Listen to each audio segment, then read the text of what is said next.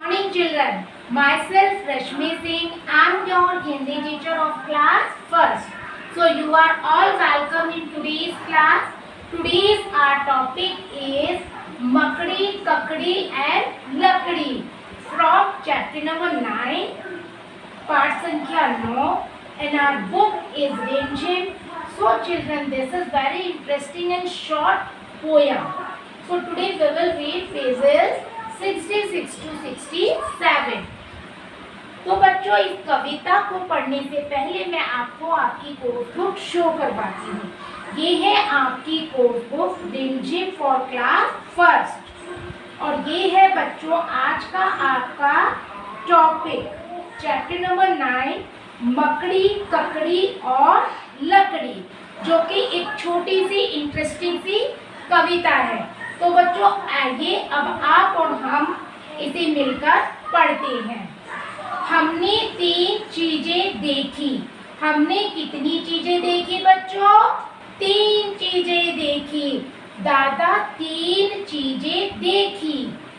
एक डाल पर थी एक मकड़ी। एक डाल पर कौन बैठी हुई थी बच्चों? एक मकड़ी। लकड़ी पर बैठी थी मकड़ी और मकड़ी कहाँ बैठी हुई थी? लकड़ी पर। कहाँ बैठी हुई थी? लकड़ी पर। मकड़ी खा रही थी ककड़ी और जो मकड़ी थी ना बच्चों वो क्या खा रही थी? ककड़ी खा रही थी। बच्चों ककड़ी आप लोग सभी सलाद में खाते हो, तो वही ककड़ी जो है वो मकड़ी खा रही थी। एक डाल पर थी, एक लकड़ी पर बैठी हुई थी और ककड़ी खा रही थी।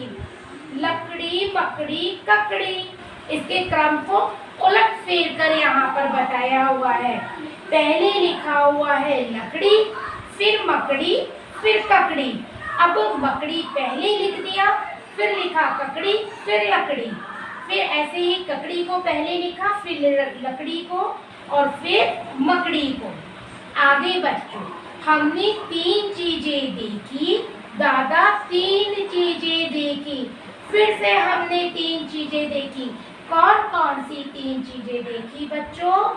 एक खेत में थी कुछ बालू। एक खेत में थी बालू। बालू मीन्स होती है मिट्टी, जो बजरी होती है ना, बालू मिट्टी को कहा गया है। बालू पर बैठा था भालू और बालू पे कौन बैठा हुआ था? भालू। भालू खा रहा था आलू और भालू क्या कर रहा था बच्चों? आलू खा रहा था।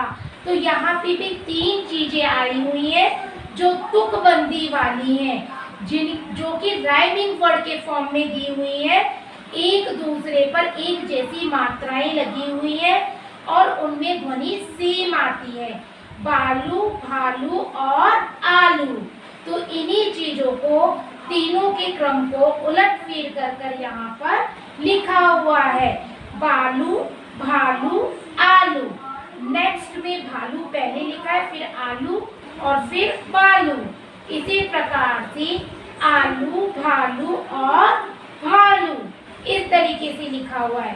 तो बच्चों ये छोटी सी कविता है, तो इसमें बच्चों हमें क्या क्या बताया हुआ है वो हम यहाँ पर पढ़ते हैं।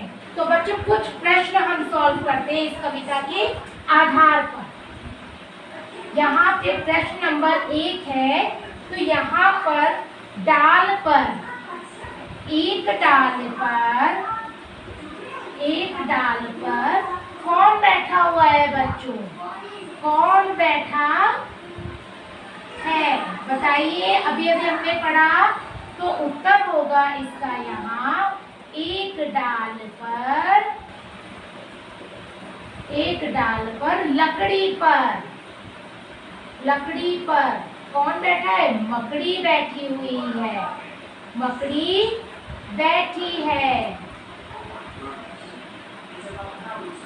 प्रश्न नंबर 2, मकड़ी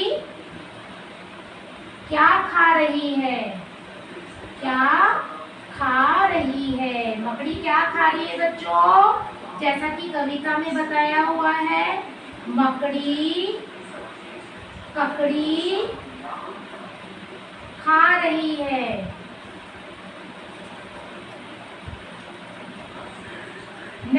प्रश्न है आपका,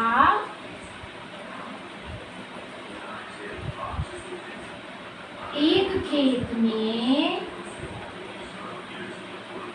क्या है? खेत में क्या दिखाई दे रहा है बच्चों? यहाँ पर उत्तर होगा, एक खेत में कुछ बालू है। बालू यानी मिट्टी है। अब बालू पर कौन बैठा है? बालू पर कौन बैठा है बच्चों? जैसा कि हमने कविता में पढ़ा, तो यहाँ उत्तर हो जाएगा, बालू पर भालू बैठा है। कौन बैठा है? भालू बैठा है। इसी प्रकार से बच्चों नेक्स्ट प्रश्न हो जाएगा, भालू क्या खा रहा है? क्या खा रहा है? उत्तर हो जाएगा इसका, भालू आलू खा रहा है। कविता में आए हुए 3 तुकबंदी वाले शब्द लिखेंगे हम। ककड़ी, मकड़ी और बच्चों लकड़ी।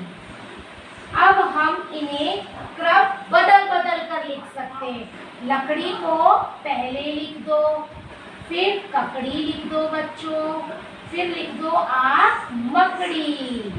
इसी प्रकार से आप मकड़ी को पहले लिख दो, फिर लिख दो लकड़ी और फिर लिख दो आप ककड़ी। तो बच्चों इस तरीके से ये तीनों क्या है? राइमिंग वर्ड है, तुकबंदी वाले शब्द हैं। तीनों पर एक जैसी मात्राएं लगी है और इनकी ध्वनि भी सेम आ रही है। इसी प्रकार से नेक्स्ट 3 और राइमिंग वर्ड है बच्चों, बालू, भालू और आलू। अब बच्चों हम इनका भी क्रम बदल के लिख सकते हैं। पहले लिख दीजिए आलू, फिर लिखिए आप भालू और फिर लिख सकते हैं आप बालू। इसी प्रकार से आप पहले भालू भी लिख सकते हैं, फिर लिख सकते हैं आप आलू और फिर लिख सकते हैं बालू। तो बच्चों इस तरीके से हमको 3 राइमिंग वर्ड भी यहाँ पर सिखाए गए हैं। फिर से एक बार क्वेश्चन मैं रिपीट करती हूँ। एक डाल पर कौन बैठा है? एक डाल पर लकड़ी पर मकड़ी बैठी है। मकड़ी क्या खा रही है? तो बच्चों मकड़ी ककड़ी खा रही है। एक खेत में क्या है? एक खेत में कुछ बालू है। नेक्स्ट, बालू पर कौन बैठा है बच्चों? बालू पर भालू बैठा है। प्रश्न नंबर 5, भालू क्या खा रहा है? तो इसमें भालू आलू खा रहा है। यहाँ पर ककड़ी, मकड़ी, लकड़ी राइमिंग वर्ड्स है, इनकी क्रमों को बदलकर लिखना है। नेक्स्ट है बालू, भालू, आलू, इनकी भी क्रमों को बदलकर हमें इस प्रकार से लिखना है। तो बच्चों आज की हमारी क्लास यही समाप्त होती है। मुझे आशा है कि आप सभी को ये प्रश्न उत्तर अच्छे से समझ आ गए होंगे। नेक्स्ट वीडियो में हम फिर से एक नए चैप्टर के साथ मिलेंगे। तब